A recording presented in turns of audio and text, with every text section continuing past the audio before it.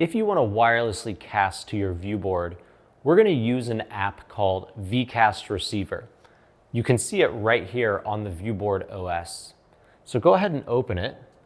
You're going to see here that there's a pin code, but if this is your first time casting, you're going to need to take a couple steps. So at the very bottom, you'll see it says tap here for first use.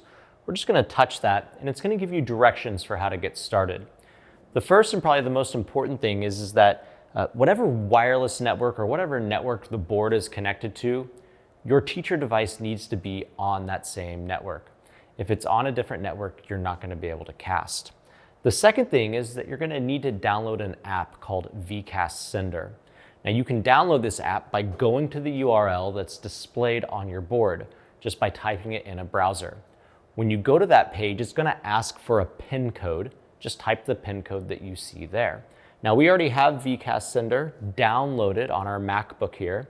Before we get started, I just want everybody to know that you can download vCast Sender for Mac OS, Chrome OS, and Windows 10. Go ahead, Blake.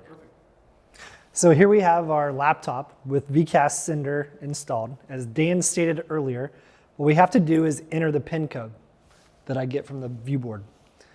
As I type in the pin code, I click OK, and I get a menu here. I have the menu to cast, which is sending my screen to the ViewBoard, or receive, which is receiving the screen from the ViewBoard to my laptop. I'm going to select cast to get my content to the board itself, and now my laptop image is replicating on the ViewBoard. In addition to your image being mirrored, if there's any audio, that audio will also play wirelessly through the speakers. In addition, if you're using Mac OS or Windows 10, you do get simple touchback. So you can see here, I can use single touch to drag and zoom in and out here on Google Earth. Now, if you're using Chrome OS, like a Chromebook, unfortunately that does not support touchback. If you're trying to use an iPad, it also does not support touchback, but you can cast using the AirPlay protocol. Be sure to check out our video on how to cast using AirPlay.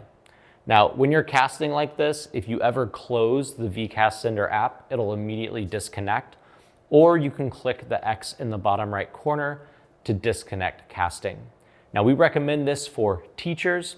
If you have students who you need to cast, we recommend going through the My ViewBoard Whiteboard app. Be sure to check out our video on how to cast using the Whiteboard app for Windows or for Android.